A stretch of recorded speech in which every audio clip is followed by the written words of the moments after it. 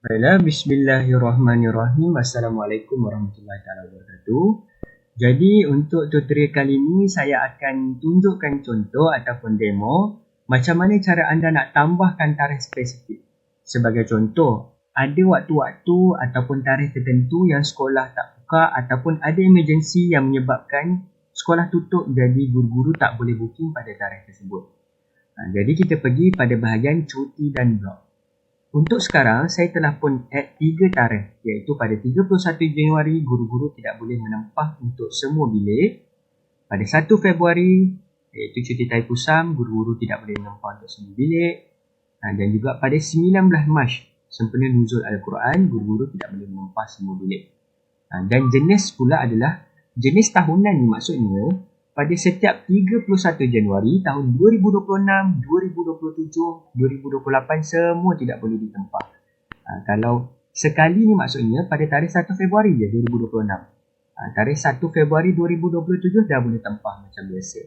Jika anda nak delete tarikh ni, klik saja pada button delete. Sebagai contoh 31 Januari ni kita delete sajalah. Kalau kita nak edit, klik button edit. Cuba kita tengok tampilan edit dulu. Tampilan edit adalah bila, daripada tarikh bila. Okey.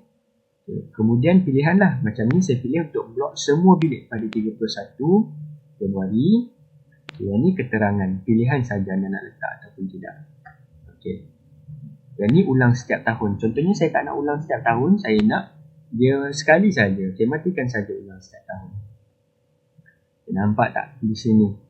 Jadi 31 Januari sekali saja. Okay, kalau anda nak delete, klik saja button delete. Okay. Di sini juga yang bagusnya adalah di dalam sistem kita letakkan API untuk dia tarik data semasa cuti umum Malaysia. Okay. Untuk anda akses ke bahagian tersebut, klik saja pada bahagian import cuti umum. Okay, di sini anda pilih tahun, contohnya tahun 2026 lah. Dan di sini anda nampak semua tarikh cuti umum Malaysia pada tahun 2026 kita akan tarik lah. Ini tarikh cuti umum secara general saja. Sebagai contoh, kita nak tambah pada 20 Mac 2026 ni, guru-guru tak boleh booking sebab apa? Hari Raya Aidilfitri. Klik saja pada bahagian Hari Raya Aidilfitri dan klik saja pada import yang dipilih. Okey. Nampak tak di sini telah wujud satu tarikh baru iaitu pada 20 Mac. Tidak boleh booking sebab Hari Raya Aidilfitri. Okey. Kalau kita nak tambah tarikh blok, klik saja tambah tarikh blok. Okey. Sebagai contoh, saya nak buat cuti sekolah sebagai contoh.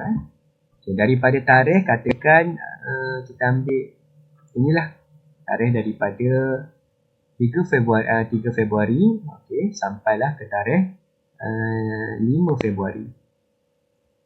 Okey, saya nak blok semua bilik. Semua bilik guru tidak boleh tempah. Okey, keterangan kita dah ada cuti sekolah lah. Okay, ulang setiap tahun tak? Saya nak buat tahun ni saja. Simpan tarikh blok. Okey, nampak tak? Tarikh telah pun di blok. Jadi di sini 3 Februari, 4 Februari, 5 Februari, ketiga-tiga tarikh semua telah masuk ke dalam sistem.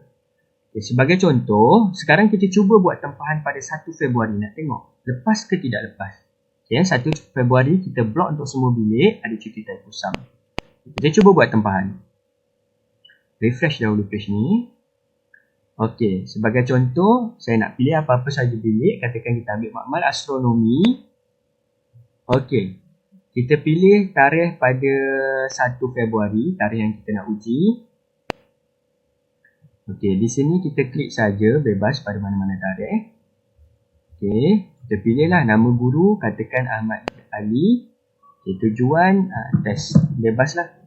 Ya, apabila kita klik button buat tempahan, dia tidak akan boleh tempah. Dia akan keluar notifikasi semua tarikh yang dipilih tidak boleh ditempah. Pada 1 Februari ada cuti Tai Pusam. Kalau kita nak enable, maksudnya kita nak buat 1 Februari boleh tempah, delete sahaja. Okey, faham Baiklah, ini sahaja tutorial setakat ni untuk bahagian tarikh di blog. Dan tarikh di blok ni juga akan muncul di dalam bahagian kalender nanti. Di dalam bahagian kalender, sebagai contoh kita tengok tarikh yang kita blok pada tarikh 1 Februari. Sebagai contoh lagi last, kita tengok pada kalender start bulan Februari lah. Nampak? 1 Februari, tidak boleh ditempah, semua bilik cuti. Okay, 2 Februari, 3 Februari, 2 Februari tidak, 3 Februari, 4 Februari, 5 Februari pun tidak boleh ditempah. Baiklah, itu saja untuk video tutorial kali ini. Bagaimana cara kita nak blok tarikh tertentu ataupun kita nak tambah cuti. Jadi guru-guru tidak boleh menempah pada tarikh tersebut. Sekian itu saja, terima kasih. Untuk video tutorial seterusnya saya akan buat bagaimana cara anda nak menggunakan bahagian tempahan dan juga menu kalender. Baiklah, itu saja. Assalamualaikum.